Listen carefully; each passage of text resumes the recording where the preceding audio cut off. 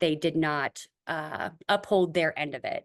So the great thing is about being a disruptive company, I do believe in finding those right partnerships that really want to make us unique. We are something different, and I'm not going to be like everybody else.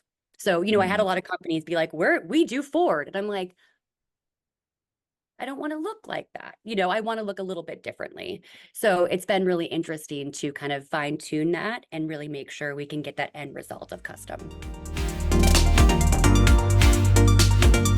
Hey everyone, welcome to the Particle Accelerator podcast, where we talk to future thinking business leaders about how they are innovating and growing their business. I am here with Dana.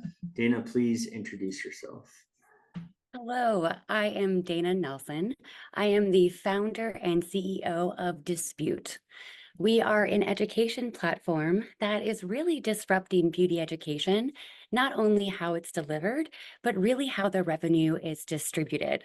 So we are taking all brands, all licensures, and putting it in one place. So the great thing is, in my last 17 years in the beauty industry, I've met some really great people in the tech world, from my family to other people I've worked with, to really make this dream possible. And a little bit about my past. I am from a very, very small town. So something that was always missing was that higher education and how we could really use the digital world to bring education to smaller towns, more rural areas. And again, accessibility is really what I'm going for. Cool. Yeah, I took a look at your site, and I'm super excited to talk about your business. What tech trends significantly impacted you or your industry, and how is your company responding? So, one of the biggest trends that I have seen is the social media platforms are really holding a higher standard for people making content. And when I say people making content, I'm speaking for the beauty industry, where Mhm. we really had to become videographers and edit videos. And we really put great things out there for these social platforms. But the way they distribute the revenue is very unequal. And I definitely saw an opportunity where there are tech stacks out there and a different way to look at beauty education and content, and how I could truly change their views and likes into dollar signs versus just giving it away on social media. Cool. So yeah, I took a look at your at what you're doing. Tell me a little bit more about it, because it sounds like you're looking for content creators that are going to educate, inform, and display new ways of doing the beauty things, cosmetology, makeup, hair, all of that. And then you're bringing the brands to them. Just tell me more about your vision for your business. Wonderful. So, the biggest thing I always love to celebrate is dispute is really an idea. Our end goal is to change the beauty industry as a whole, from how we consult, how we interact with our guests, but most importantly, the business aspect, how we look at inventory, how we do partner and work with brands. So, there's so much information that can be given out there. So I really wanted to create a space that people could go one platform, not search from Facebook to Instagram to TikTok, and find that education. Also, a lot of what out there is brand centric. So you either have to be working with a brand, or you have to kind of hear their side of how it's done. So I wanted to create something that is very universal, where a creator can come, share what they do every day, share more of that business translated to the beauty industry, and again, all in one platform. So I'm inviting brands to put their education in the same space. We don't have to be competitors, right? We can have a color line next to another color line and really celebrate that every company has their own mission and has their own way of doing things. So Dispute is really trying to make a change of how we have the education. But again, accessibility is what is really missing. So that's why I started with the content and monetizing that. That's And then I really cool. truly feel that that's how we'll get to that end goal of rising us up, making us have more revenue, and seeing this industry in a different way is by education. Yeah, I have some people in my family who went into cosmetology school, learned some things, but really struggled with not only learning the best way, because cosmetology school only like the trade school only teaches you so much, and then really it's not just hair you're going to do, but it can be the coloring, there's a wide range of services, and especially in rural communities, people aren't going to go to 4 or 5 different people. They're going to come to one. And once you have that relationship with your person, like, you don't really want to go do other things with other people and have to kind of pull all your services together. But I think for the artist, if you will, for they really find it difficult to find get all of the training, get all the certifications, know how to do everything, but then also be able to market themselves. And it's not easy for them to go get a brand deal, even if they are super talented. So this sounds like a really great idea. Thank you. And with that being said, it is kind of a pathway you do have to go down to work with a brand. And it is, again, very rigorous and all the steps we have to go through. So I really wanted, again, a space where you can share your content. But again, I really want to unite everyone. We also have the content monetization, but we also have a directory to make sure that if I want to find a vegan hair care, I can find it. If I am in Switzerland and I want to find a hair care line that is in Brazil, I can find that. Because again, accessibility and that role and that doesn't only start in North Dakota, but it's the whole world. And that's the beautiful thing about the internet, right? Is we can connect everyone and really make sure when people are seeking education, they know the one place to go. And we're the answer. Awesome. Well, what are 3 technology innovations that you're betting on to drive your business growth? That is such a fun question. So what we are really relying on right now is, I hate to say it, but that social media aspect. I've really have a great team that is helping me, pump things out to make sure our spheres are connecting with other spheres to make this happen very organically. The other thing that we have really been very blessed to work with is translation apps. So we have just integrated our directory with translation to, again, really make sure that there is all those barriers broken down from brands, breaking that down, licensures, and now into language barriers. And then third, it is really what we're doing right now is that video aspect. Because again, we truly feel that we can have someone in a small town in North Dakota be educated from someone in LA and experience that elevation in what they do, experience that confidence boost, and really truly give them that accessibility. Yeah, I have to say you're doing awesome on social media. I checked out your Instagram, and I found just the way, like, even on your pin tiles, whoever is doing your social media, like, they had those pin tiles form.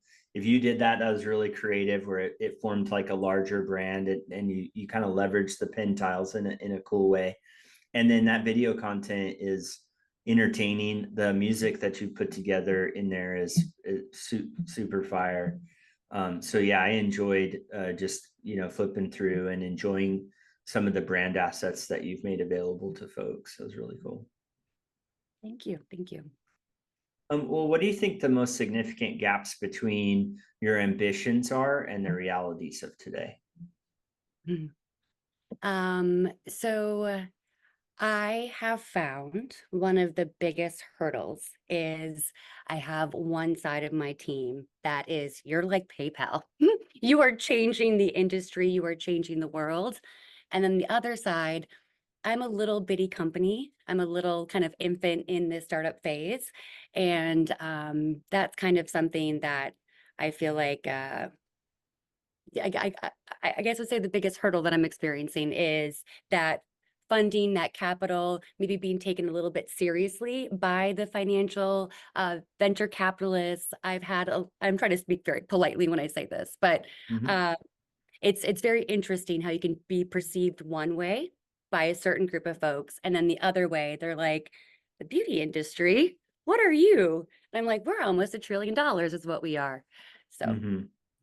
Yeah, that's always I did a legal services startup, and there's nothing sexy or entertaining about legal services. So, yeah, about the 50th, I almost want to say 500th time I explained what registered agent services, I finally got an investor. So it does take some repetition and explaining your vision and what you're trying to accomplish and translating it to money, folks. Huge gap.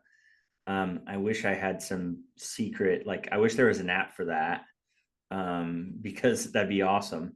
But it is hard work. It's another funnel, right? You have a customer funnel, you have an investor funnel, and Well, but it's that's rough. kind of going back to the social media, but as a company, that is how it makes us a little bit more motivated because we can use things like the internet to social media to LinkedIn to really make sure that we can make those connections. And it's been really kind of fun to see that we can be really, really grassroots with this and, make these connections like you and I are right now too. Yeah, for sure. Well, what do you think the biggest challenge is to maintaining your competitive edge? It sounds like there's not, like you're really approaching this uniquely, so maybe there's not much competition, but what do you think you need to do to maintain that edge? So, one of my biggest things that I've been doing in the last 2 years of this launch is really making sure my competitors that I can invite them to play along. If somebody says, I have another platform, do you want to be a content ribbon on my content management system? If you have a website, I want to support you. If you have a new brand, do you want to be in my directory and can I have people come to your education? So, as far as the competitive edge, I think it's really making sure that I can stay true to what I'm trying to do, and that's be the hub, the place for the beauty industry, and really invite everybody in and not set another barrier. Yeah, it's really cool. Yeah, like there's this interesting thing when you're dominating an industry that you can kind of be collaborative in any way. Like, let's just find the place where we fit together and then do partnering. There really doesn't need to be this hard competition where if we're all good at the different things, then it'll fit. So that's really good. How do you approach risk management when implementing something new? Like, how do you as a leader approach risk? Well, um, the biggest thing that I have found with that beautiful word is risk is how you get something different. Risk is how you disrupt the norm. And typically it's on the other side of your fears. So that's kind of the great thing about that word. And everyone on my team have a very similar mindset and are, I don't want to say risk takers with me, but definitely those disruptive minds that want to make a change in this industry. And maybe there's going to be some risks in that. Yeah, you don't get anywhere without taking some level of risk, right? No. Um, well, I guess then let's talk about how you plan and how you're connecting your technology roadmap with your strategy, because I'm sure there's a lot you want to build, both digitally and in partnerships and business. So, how are you connecting your strategy with your technology and deciding what to do first? So, technology, I think the biggest thing for me was wrapping my head around how many different tech stacks were out there, right? If Mhm. you see a website, if you see something, you can buy that. You can buy that and build off of it. One of the biggest advices that I got is, try to look what's already out there. Don't try to build something custom. So I am very, very fortunate that, again, in these last 2 years, that I've really got to go through some different tech corporations to make sure that we can find what we need to work for our directory to content management system to our creator portal that connect to our website, but we also want our website to be able to be used by the hairdressers. We also wanted to make our directory be something unique. So everything that we've really partnered with in the tech aspect can really be used within the beauty industry also. I'm a very widget based, but give me a little bit of code. And that's the fun thing about everyone we work with.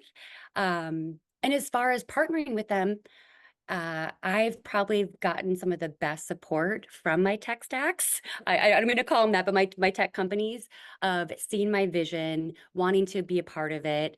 I mean, I have developers that are like, "How can we make this better for you?" And I'm like, "Oh, thank you for helping me." So I'm very, very fortunate that I speak this way to everyone. I'm very passionate, and I just kind of speak from my heart, and that's really helped with that connection on the tech side. And then when it comes to brands, the same thing. I truly believe that I am making a change by connecting everyone together. And I really celebrate what people do, but how can we make that complete circle for everyone? As you were speaking about the training earlier, how do we get that? How can we really make sure that you stick to what you're really good at and this brand is really good at this aspect? Because competition, again, we can all really learn to play together. Yeah, cool. Well, what lessons have you learned from tech initiative that failed to deliver expected value? One of my biggest misses is, when you are meeting with the company for the first time, it is big facades with design and a little big of we'll do this and we'll do that for you. And then I have found um, a, a lack in delivering, I would say, with the design, with the high quality, and really making things custom. Maybe they were over promising to get me as a client, and then they did not uphold their end of it.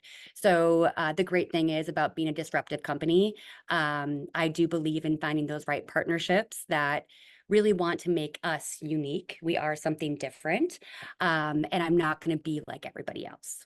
So, I had a Mhm. lot of companies be like, we do Ford. And I'm like, I don't want to look like that. I want to look a little bit differently. So it's been really interesting to kind of fine tune that and really make sure we can get that end result of custom. That's so good. And yeah, it looks really great. Your website's super just it's just super quality. I can see your eye for that design and that you need partners that are going to deliver that kind of quality. Absolutely. Well, how do you cultivate a culture of innovation within your organization? I do it myself. Hmm. I think as a leader, you have to be the one that is always pushing. My team, they know that the website, I designed it, I made it, I did all the everything. The social media, the branding, that's me. This is something that I am very, very, I push myself, right? If I don't know how to do something, I'll figure it out. And I think that is what helps keep everybody else going and help pushing themselves out of I maybe don't understand this. How can I develop more? Even recording content is pretty intimidating sometimes. And, you may need a different setup. So I really try to step out of my box. And I feel like that's how everybody else comes with me. Yeah, so good. Well, what would you say to someone who's just starting their either digital journey, digital transformation journey, or their career journey? Mm.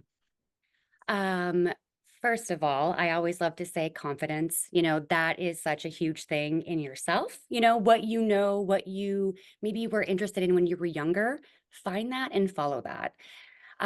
Secondly, there are so many amazing resources out there from if you do want to learn to code or if you do want to know how to use Adobe between AI. I do have to admit, I use them to guide me in ways, but there are so many resources, even from Academy. So I encourage everyone to just take those moments and educate yourself. And in the digital world, again, there's so many fun things that you can do with partnerships with different companies of this is what I can do, this is my capabilities, how can you help me? And the more I'm honest with companies and say I'm self-taught, I apologize, the more they help me, the more they're open and just want to make this vision possible. So don't be discouraged to act like you know everything. Sometimes just being authentic and tell them your path and your journey. They're like, oh, you're doing this yourself. Perfect. Let's help you. And Mm. I would say that's been one of my biggest ahas as of recently. Yeah, I love that. Yeah, I'm in like two mastermind groups, and I'm always impressed about how much you can learn on your own. I love to say like the week is for the life I have, the weekend is for the life I want, and really just saying like using that, any of that free time to because learning can be quite entertaining, and then you have that sense of accomplishment. So trade some Netflix time for some Udemy or Khan Academy or any kind of self-learning. You're going to feel better for it for sure. I don't think anybody reaches the end of their life and like, oh, I wish I'd learned less. I agree. And I'm so happy you said the Netflix thing because that is how I made a really big change in knowledge is just saying, okay, can we change the mindless entertainment to maybe a little bit more mindful? And Audible, now Spotify has Audible books or, read out loud. Audiobooks, yeah. Yes, audio. I'm like, what's that other word, not branding? Guys, stop. But that's kind of the way I like to think about it is how can we really change those Netflix moments into something more powerful. Yeah, great. Well, cool. If people like what you've had to, let me ask you a question before that's kind of a closing question. Let me ask you one before that. Mhm. What are your main goals right now? I can tell that you want to promote your brand. You've gotten a good start to what you've done. So just like tell everybody what are your main goals right now? What kind of people do you want to be talking to? And that way I can like get that and have a really solid like clip of like what are your goals are and what kind of people do you want to be reaching out to and having conversations with. Wonderful. So our two focuses right now is building up our content management system. So this is our TV streaming platform that will have all brands, all license, all in one place. Again, exactly like our favorite TV streaming, but we are monetizing the content to make sure that the learner can pay the creator and have the money circle in the beauty industry versus some other big corporations being involved. So that is our focus is finding creators that are in all brands, all experiences. We really want a diverse platform when we launch. And then we have our directory that is launched that we are connecting with brands. So if you have a brand in the beauty, spa, barber, health, wellness, we would really love to support you and have you on our directory, which is worldwide, to make sure that, somebody I'm going to shout out North Dakota again, wants a vegan hair color line. They have the option of all the brands in the world versus what they can get in North Dakota.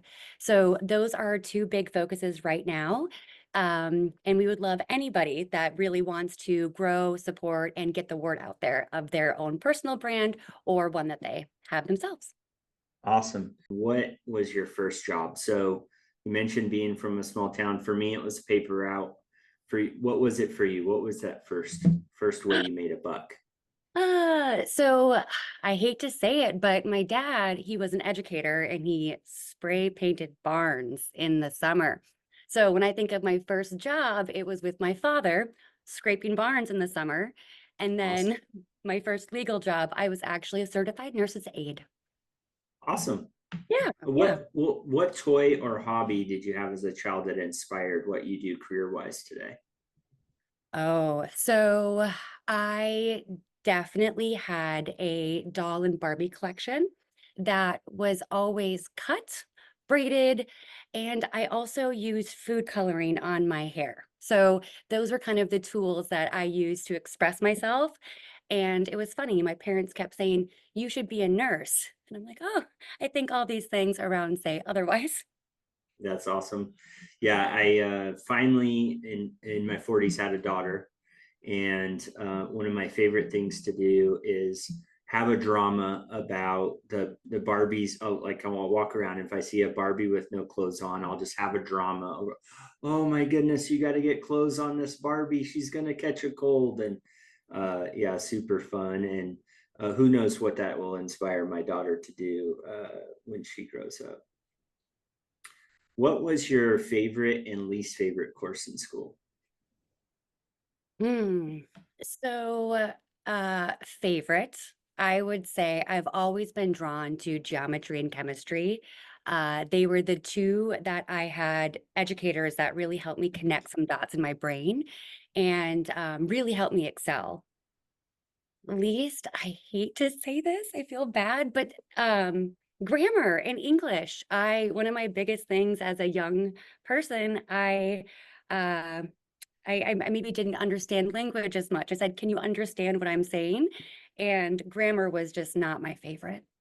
Yeah, me too. I think most people that know me well would comment on my spelling skills. I'm really thankful for advancements in AI helping me write well and fast. Yes, I will second that. Thank you. What quote from a famous person lives in your mind rent free? If you can't explain something simply, you don't know it well enough. Love That is it. Mr. Einstein. Love it. And then what do you think the greatest invention or discovery has been in the past 300 years? The internet, I know that's such like a broad, but I would say when that technology arrived, I still remember my first, and this is so cheesy, remember, someone had a sweatshirt that had sesamestreet.com or something with Elmo. And I remembered that was the first URL that I saw and my first access point to this new interweb. And I believe I was in fifth or sixth grade when this happened. So Hmm. Yeah, that's really cool. Yeah, the first time you're like, oh, I can grab that and go there and learn all this. Yeah, that's really cool. And so if people want to connect with you, how should they, what's the best way for them to do that? So dispute.com, we have a couple different ways that you can connect. Underneath our directory, we have a couple profiles from our brand to our educator and our opportunity. So if you also have a job listing, we would love to post it. Again, we want to make sure that we have all this in one place in one hub. And that is where you can find all the ways to sign up. Awesome. Yeah, I saw that on the website. Super clear where you should go if you're depending on who you are and self-select how to register with the brand. So really awesome. Thank you so much for doing this and meeting with us today, and really excited to see where your brand is going to go and all the things that you're doing. So thanks for being here. Wonderful. Thank you so much for having me. My pleasure.